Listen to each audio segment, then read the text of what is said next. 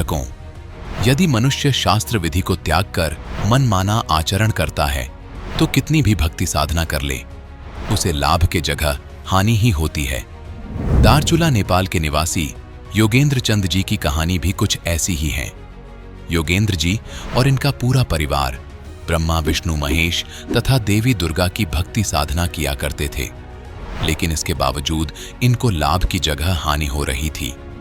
ये मानसिक और शारीरिक रूप से पीड़ित थे।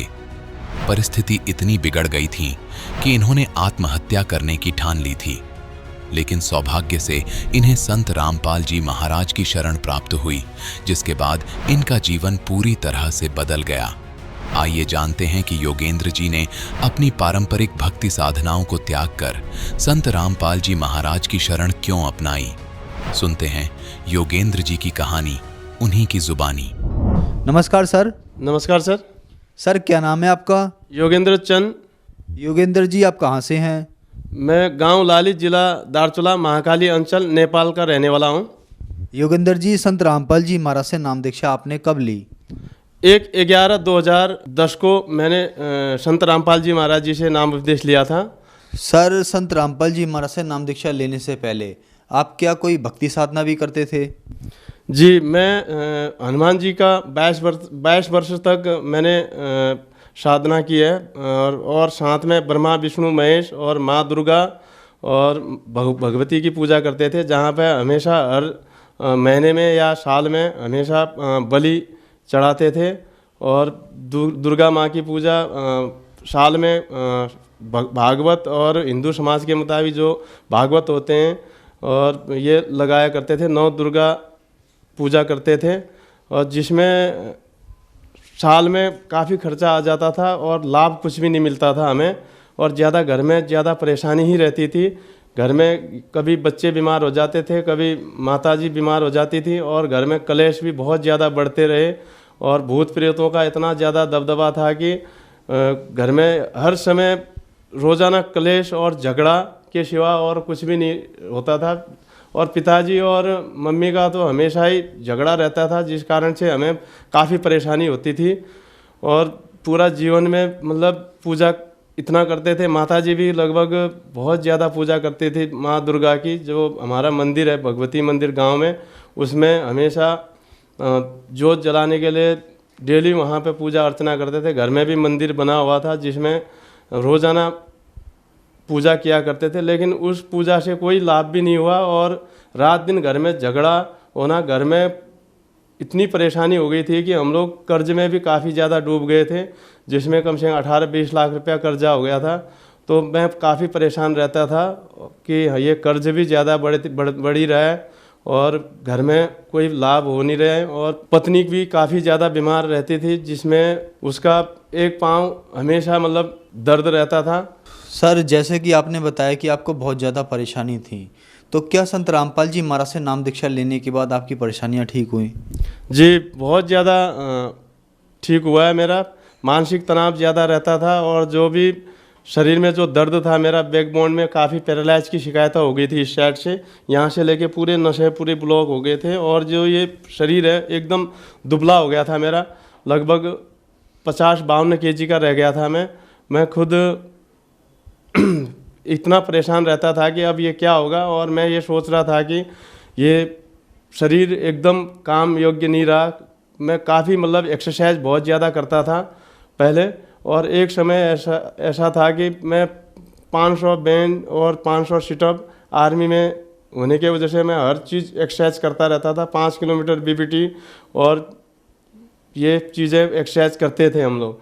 तो जब मेरा एक समय ऐसा था कि एक्सरसाइज में एकदम इतना 500 बेंच सिटअप लगाने वाला, एक समय एक कदम भी चलने के लिए मजबूरी होने लगी, तो तब मुझे एहसास हुआ कि अब ये तो जीवन बेकार हो गया है, अब मैं क्या करूं। तो फिर मैंने भगवान को पुकारा, हे भगवान, माँ दुर्गा को पुकारा। मैंने कहा, हे माँ, मेरे शरीर को ठीक कर दीजिए, मैं तो बहुत ज़्यादा परेशान हो गया हूँ, एकदम दिमाग भी काम करना रह गया था। तो फिर कहीं से भी जब लाभ नहीं मिला तो मैं एकदम अपने को आत्महत्या करने के चक्कर में लग चुका था। तो जब मैं संत रामपाल जी महाराज जी की शरण में आया तो तब जाके मुझे आराम हुआ, और जो मेरी ये अल्पायु में मृत्यु थी वो संत रामपाल जी महाराज जी ने टाल दी। मेरी पत्नी काफ़ी बीमार रहती थी, जिसमें ये पेट सूजकर एकदम से इतना बहुत बड़ा पेट हो गया था, जिस कारण से जब डॉक्टरों को दिखाया, यहाँ पे पीलीभीत में डॉक्टर है पीटी सिंह, तो उनके पास में गए। वहाँ पे जाने के बाद में उन्होंने बोला कि भाई इनका बचना तो अब मुश्किल है, 99% ये ठीक नहीं हो पाएंगे और इन्हें लखनऊ ले जाओ, यहाँ पे हम नहीं कर सकते हैं। बहुत बड़ा हॉस्पिटल था, पीटी सिंह जी एक बहुत बड़े डॉक्टर हैं वहाँ पे, तो जिन्होंने लखनऊ के लिए रिफ़ेयर कर दिया। लेकिन लखनऊ न ले जाकर हम फिर वापस घर ले गए उन्हें, और नेपाल में ले जाकर फिर किसी ने बोला कि चितवन में लेके जाना। तो वहाँ जाने के बाद में पता चला कि अब ये इनका बचना भी मुश्किल है। लगभग 5 किलो का रिपोर्ट में दिखाया, 5 किलो का जो ट्यूमर था, जो 5 किलो का ट्यूमर बहुत बड़ा हो जाता है, जिस कारण से वो न खाना न वो करना। गांव में तो सब कहने लगे ये अब नहीं बचेंगे, गांव वालों ने सब कहने लगे ये 2-3 दिन में ख़त्म ही हो जाएंगे, अब ये बोल के सारे कहने लग गए थे, जिस कारण से हमें कोई सूझ नहीं आई। फिर मैंने गुरुजी से प्रार्थना लगवाई, संत रामपाल जी महाराज जी से, तो गुरुजी की दया से गुरुजी ने कहा बेटा ठीक हो जाएगा, परमात्मा दया करेंगे कह दिया। वो ट्यूमर ऑपरेशन के द्वारा निकाला गया, और जो ट्यूमर था 5 किलो का निकला। डॉक्टरों को दिखाया, जो उन्होंने बताया कि इसमें 5 किलो का जो ट्यूमर है ये अब ऑपरेशन से भी ठीक नहीं हो सकता है, कह के उन्होंने रिफेयर कर दिया था। उत्तर प्रदेश पीलीभीत के पास में जो डॉक्टर है पीटी सिंह जी, वहाँ पे दिखवाया तो उन्होंने कहा कि भैया ये इनके पेट में बहुत बड़ा ट्यूमर हो चुका है, इनका ऑपरेशन होगा, वो भी बचने के कोई चांसेस नहीं है, हमारे बस की बात नहीं है, कह के उन्होंने लखनऊ ले जाने के लिए कहा। तो जब हम वहाँ से चले गए वापस घर, तो फिर पत्नी के लिए हमने गुरुजी से प्रार्थना लगवाई, संत रामपाल जी महाराज जी से। प्रार्थना लगवाने के बाद में गुरुजी का आदेश आया कि ठीक हो जाएगा कह के, तो परमात्मा की दया से वो ऑपरेशन जो है सक्सेस हो गया और पत्नी की जान बची। आज लगभग 5-6 साल हो गए हैं जो कि पत्नी ठीक से है। मेरे पिताजी एक बार आश्रम में आए हुए थे, और मैं भी उस टाइम में ऑन सर्विस में था, वहाँ हैदराबाद से मतलोक आश्रम बरवाला में आ गया था। तो गुरुजी के लिए दर्शन के मैं लाइन में लगे हुए थे पिताजी और हम, तो हमारी चर्चा होने लगी। इतने में पिताजी को अधरंग मार गया, और उनका पूरा जो ये गला है यहाँ से घूमकर यहाँ तक पहुँच गया। तो बाद में काफ़ी देर तक वो होता रहा। गुरुजी के दर्शन होके हम लोग जैसे ही चले गए, तो फिर ये काल का बहुत ज़्यादा अटैक था वहाँ पे, और ज़्यादा मतलब उनका परेशानी होने लगी। गला बिल्कुल यहाँ से मुड़कर पूरा एकदम टेढ़ा हो गया। तो हम लोग वहाँ पर रोने लगे, चिल्लाने लगे। फिर मैंने गुरुजी से प्रार्थना लगवाई। उसी टाइम में गुरुजी के दर्शन हो रहे थे, तो गुरुजी ने आदेश दिया ठीक हो जाएगा, चिंता मत करो कहा। और फिर अमृत जल मांगा। अमृत जल जैसे ही दिया, पिताजी का जो गला एकदम से टेढ़ा हो रखा था वो सही हो गया। और फिर वहीं पर जो आश्रम में नॉर्मल हॉस्पिटल फर्स्ट एड के लिए बनाया हुआ था, उसमें नॉर्मल इलाज करके पिताजी ठीक हैं आज।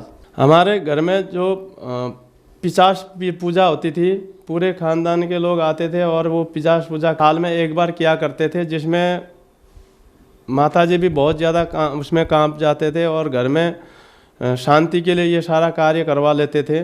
लेकिन ये कोई कुछ उस पूजा से कुछ भी लाभ नहीं होता था, और ज़्यादा घर में क्लेश झगड़ा बढ़ता ही रहता था। और खुद मुझे भी प्रेत की बाधा थी, जो बिल्कुल शरीर में एकदम से कंपन जैसा रहता था। जब संत रामपाल जी महाराज जी से नाम उपदेश लिया तो वो भी लाभ हुआ है। एक बार घर में लेटिन बाथरूम बनाने के लिए हमने एक खड्डा खोद रहे थे, जिसमें बच्चे भी वहाँ पे नॉर्मल काम छोटा मोटा काम कर ही रहे थे। तो मेरा लड़का था सबसे छोटा वाला त्रिदेव, जो वहाँ पे आ गया, और ऊपर से जो शब्बल रखा हुआ था वो उसके सर पे गिर गया। तो वो बेहोश हो गया वहीं पे, और उसको उठाकर हम दोनों, मेरी पत्नी और मैं, रोने लग गए। वहाँ पे वो एकदम बेहोश हालत में था। तो इतने में गांव के कुछ लोग आके कहते हैं कि इसको हॉस्पिटल ले जाओ। मैंने कहा हॉस्पिटल तो मैं नहीं ले जाऊंगा, चाहे जो भी होगा मेरे गुरुजी ही ठीक करेंगे, संत रामपाल जी महाराज जी कह के कहा। तो गुरुजी की दया से उसी टाइम में तुरंत लड़का थोड़ा होश में आ गया। फिर वहाँ पे गुरु जी का मंत्र चलवाया हमने, तो काफ़ी आराम हो गया। 2-3 दिन में लड़का अपने आप ही बिना दवा के ठीक हो गया। शब्बल लगभग 8-10 किलो केजी का होता है, लोहे का, जो लंबा होता है इतना बड़ा। वो एकदम से ऊपर से आया और उसमें ऐसे कांटे टाइप का था साइड में, जो उसके सीधा सर पे लगा और लगभग आधा इंच करीब सर पे घुस गया एकदम से इतना। तो खून बहुत ज़्यादा बहने लगा नॉर्मल। उस हिसाब से फिर गुरुजी से प्रार्थना करने के बाद में घर में ही ठीक हो गया। मुझे नशे की भी बहुत ज़्यादा लत थी, जो दारू, खैनी, गुटखा, भांग, तंबाकू सब चीज़ सेवन करता था। जब घर में जाता था तो रात को 12 बजे तक मेरे साथ के जितने भी मेरे दोस्त हैं आते थे, और मैं छुट्टी में लगभग कब छुट्टी गई पता नहीं होता था। लगभग 15-20 बोतल दारू भी लेके जाते थे आर्मी से। वो सारा दारू खाने के बाद में लगभग कई हज़ार रुपये का दारू फिर पी जाता था मैं, और पैसे की कुछ भी बचत नहीं थी। आज 11 साल से परमात्मा की दया से मेरा इन चीज़ों को पीना तो दूर, कोई पीता है तो उनको भी बताता हूँ कि भैया ये गलत चीज़ है, मत पियो। मैं जो दुख के दौर से गुजर रहा था एकदम, जो मेरे शरीर में जो पैरालाइज की शिकायत थी, जो मेरी आत्महत्या करने की जो ये प्रबल एकदम इच्छा हो रही थी कि मैं अब यहाँ हार चुका था इस संसार से, तो संत रामपाल जी महाराज जी की दया से आज मैं जिंदा हूँ। तो संत रामपाल जी महाराज जी की ही दया से हूँ। तो मेरे जो भी मैंने ये गलत व्यसन किए थे, दारू, मीट, मांस, भांग, तंबाकू, खैनी, गुटखा, ये सारी लत मेरी छूट गई। लोग कहते थे कि भाई 100 चूहे खाकर बिल्ली हंस को चले, लेकिन आज मैं जिस हिसाब से हूँ वो भी खुद कहते हैं कि भाई ये वाक्य ही पहले से अच्छा सुधर गया है, कुछ भी नहीं तो नशा तो नहीं करता है कहते हैं। मुझे भी बहुत खुशी होती है कि लोग कहते हैं कि हाँ भाई ये नशा नहीं करता है, और उतना नशा करता था और रात दिन दारू खाता था, और जिसमें अपने दोस्त भी बिगड़ रहे थे जितने थे, और पैसे का भी नुकसान हो रहा था। आज वो सारा पैसा बचत भी हो रहा है और बढ़िया अपने घर में सुख शांति भी हुई है। सर हम आपसे पूछना चाहेंगे, आप क्या काम करते हैं? जी, मैं भारतीय सेना का जवान हूँ, जो नेपाल से जो गोरखा रेजिमेंट है, 9GR बोलते हैं, क्षेत्रीय यूनिट है, उसमें मैं कार्यरत हूँ। तो जो लोग आज आपको टीवी पर देख रहे हैं और वो भी इन सब परेशानियों से ग्रस्त हैं, उनके लिए आप क्या कहना चाहेंगे?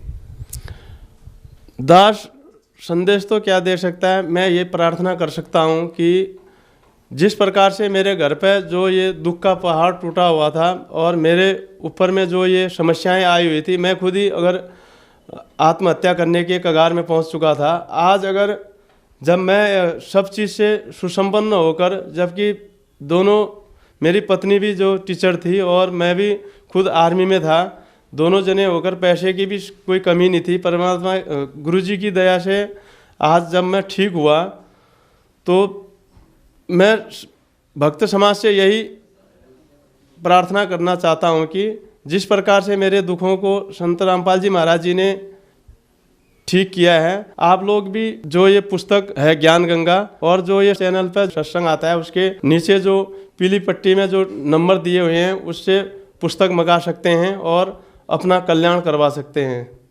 धन्यवाद सर। सत साहिब जी।